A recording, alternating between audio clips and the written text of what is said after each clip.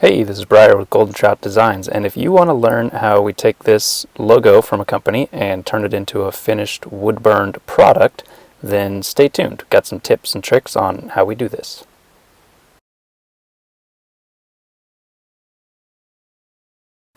So a customer sent me this logo that he wanted burned onto a piece of wood. So the first thing I do is I take that logo and drop it into Microsoft Word and kind of change some settings here. So change the margins to narrow, change the sizing to tabloid, and I put tabloid because the charcuterie board serving trays that I make are about the perfect size for a tabloid printout, and I don't have to get anybody extra involved with printing a custom size. So tabloid is what I like to use. So we're just going to kind of crop this thing down to just the size that I need here. And one of the things that's nice about using Microsoft Word is it has the ruler on the top and the side, so I can kind of get a gauge for how big this is going to be once I print it out. So we're just going to, after I crop it, we'll just drag it to make it bigger here, and then I go over to print preview just to kind of see what it's going to look like in that tabloid sizing.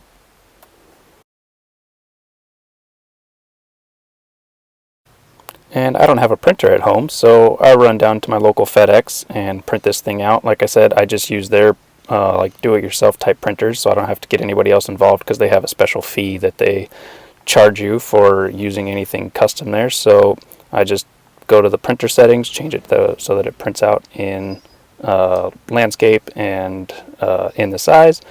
And as you can see, it is going to be way too small for this piece of wood, which right here. Thankfully, I already knew that because I had the piece of wood in the car with me when I went to FedEx. So what I ended up having to do was take the logo, drop it into Excel, kind of blow it up big, and cut it in half, as you can see right here.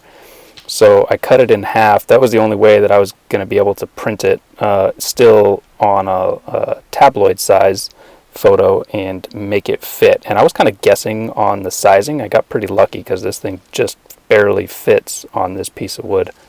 So this is carbon transfer paper. This stuff is pretty cool. If you haven't seen carbon transfer paper or used it before, you can just tape this onto your piece of wood and draw with a pencil whatever the heck you want on top of it, and it will transfer the image through onto the wood. So this is how I transfer the logos onto the wood, so that way I can see what I'm burning. So this is not essentially, a free-handed product that I'm not an artist by any means. So this is how we do that. So I just get this stuff kind of what I think is centered on the piece of wood here, and then just tape it down.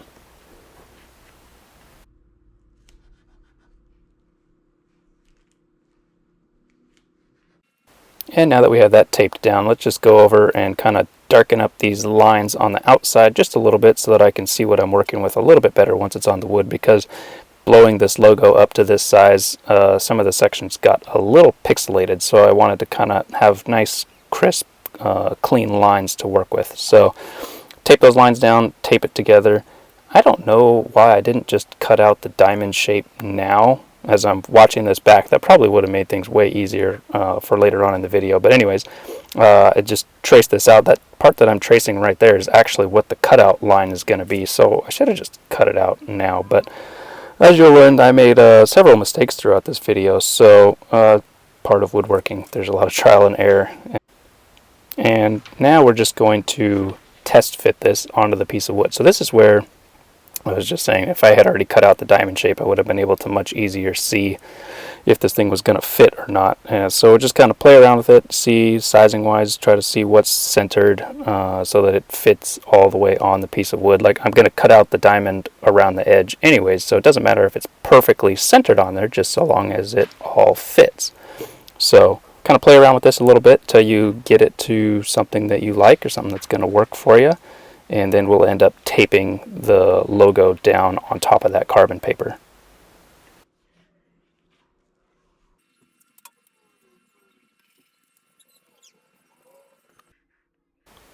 And here we go. Just kind of trace this outer line here. So everything that you touch with the pencil to that paper is going to show through on the wood on the other side. So kind of pretty cool once it's all done. But This is the line, this is actually my cut line that I'm tracing right here, so this is going to be the outer edge part of the diamond, and then we'll just go through and kind of trace every single thing that you see on the logo there.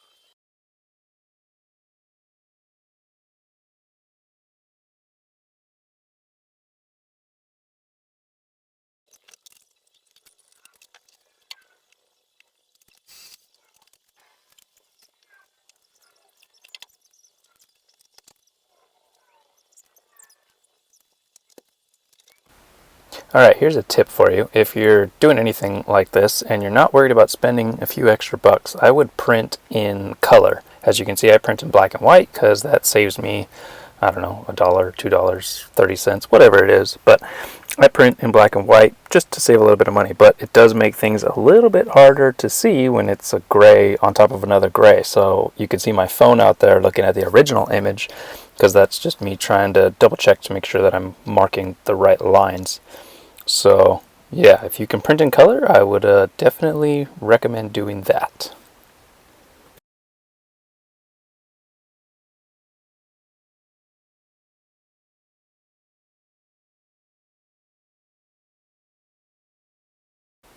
Alright, here's one of the cooler parts of these projects is taking off the carbon paper and seeing how cool the logo looks on the wood. And one of the worst parts about it is you get to see all of the spots that you forgot to trace, which, as you can tell, I missed a bunch. So then you have to go back and freehand them like I'm doing there, which is not the most fun, especially when it's more detailed stuff. Alright, next morning, get up bright and early, get a cup of coffee, and we're going to get out there and start burning this thing. So I can't speak for all the burning tools in the world, but for me, the pen that I use gets pretty hot, especially when I'm using it for long periods of time. So I like to wear a glove while I'm doing that to keep from burning my hand. And I'm a dirt bike guy, so I just wear some moto gloves that are the closest ones laying around, and those seem to work fine for me. So we're just going to adjust the temperature here to what I think is probably going to be the best. And then, like I said, since I'm cutting out the diamond shape, I'm going to have some room on the edge. So I'll just put the correct tip on that I'm going to use. And once I get it to the right temp, do a couple of test passes just to make sure that I'm at the right temperature. Because if you burn too cold, it doesn't really leave a nice burn line. It'll kind of be really faded or not even work at all. And if you go way too hot, you could just basically just put big holes in the wood. So there is a happy medium to trying to find the right temperature to have nice crisp lines and do what you're trying to do with the project.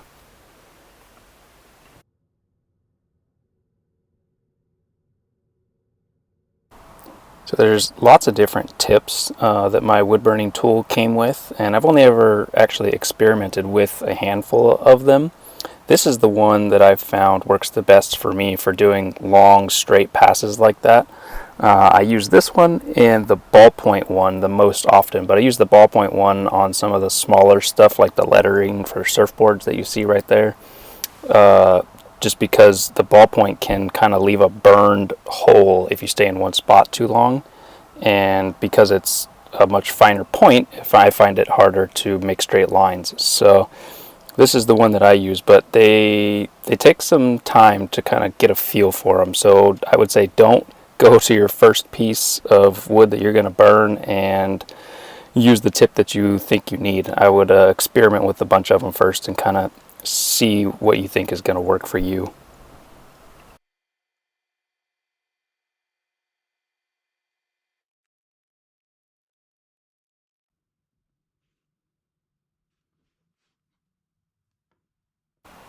And don't mind my messy work area. As you can see, I just cleaned off of enough area on this one little table just to work on this one little project.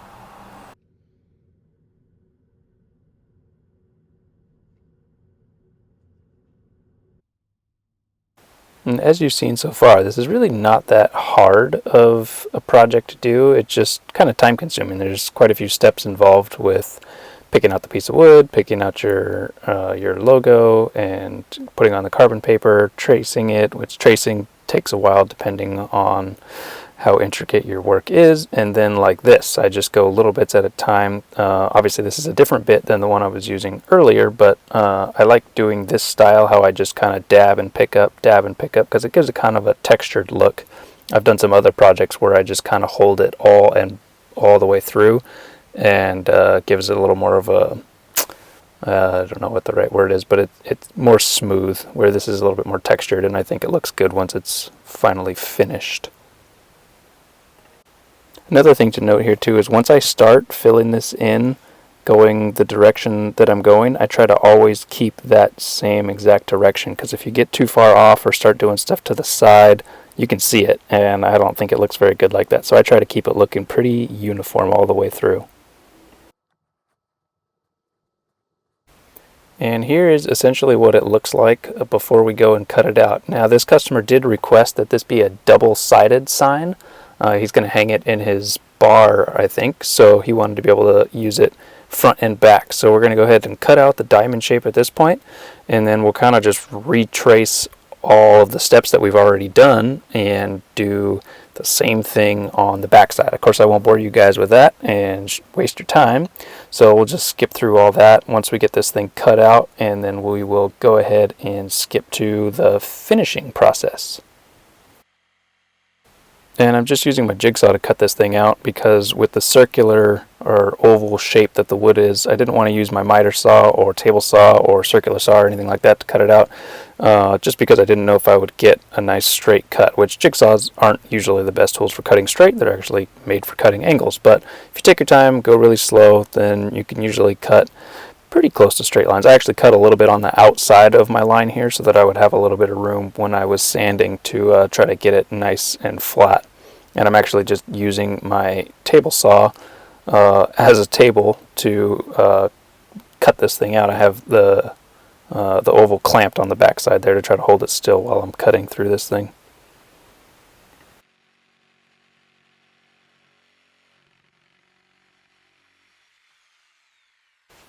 And voila, now we're starting to kind of get an idea of what it's going to look like as a finished piece, except of course I still have to do the burn on the back side, but we'll get this thing kind of sanded down nice and smooth on the edges there. And then I have one other trick that I was going to try to use to make the logo look even more like the original one, but this ended up being a gigantic mistake, and I almost had to start this project all over. You'll see why in just a minute. So this thing here is a scorch marker. Basically, it works just like a regular old marker. You just draw on the wood whatever you want, and then you apply heat to it, and it can give you kind of a different type of burn. So my thought was I was going to do that top little kind of triangular piece that you see, or boomerang piece, and then I was going to do the whole bottom as well. And as you can see, it's not looking very good. You can see like every single brush stroke, if you will, that I'm doing to it, which is kind of weird. I've used this marker on a couple other things now, and I was having better luck with it. So I was pretty upset with how this was looking, but I decided to go ahead and kind of finish it out and hope that I would be able to make it look better, but that ends up not happening. You'll see when it's all done here in just a second that I was not happy with the way that this looked. And here's actually another project that I've done. You can see all the dark stuff there. That was with the burn marker as well, and it didn't have all those individual little brush strokes. So I don't really know what happened here, but either way, like you see right there, it is not good. And now I'm starting to freak out that I'm going to have to sand this entire project back to nothing and start over. So we sanded off as much of it as I could, and then I had to go back with my burning pen and kind of fix everything once I was all done cleaning this up and kind of darken it all back up, because as you can see I pretty much sanded off all the surfboard letters on there. So cleaned it up there, let that dry, and then went back over and reburned all that, and then ended up burning the back side. So what I'm using for a finish, it's a lacquer. I've used this on some other projects now. It's actually not my favorite. I'm more used to using polyurethane, and I I don't know, I usually just do like 2 coats of polyurethane and call it good on my projects, but this lacquer, I'm having to do a lot more coats to get it to the desired shine that I'm looking for, and maybe that's something on me. I know lacquer does take a lot longer to cure than some other stuff. Like they say that this stuff is still hardening like several months in. But anyways, here's the final product. Here's one side, and then I'm going to flip it around and show you what it looks like on the other side. One side does look a little bit better than the other just because I didn't have to sand it back down. But all in all, the customer was pretty happy with it, and it's already hanging up in his bar, and here it is. You can see both sides at the same time. So hope you enjoyed the video. Let me know what you think, and let me know if this helps you out if you want to make some custom wood burning projects of your own. Thanks for watching. See ya.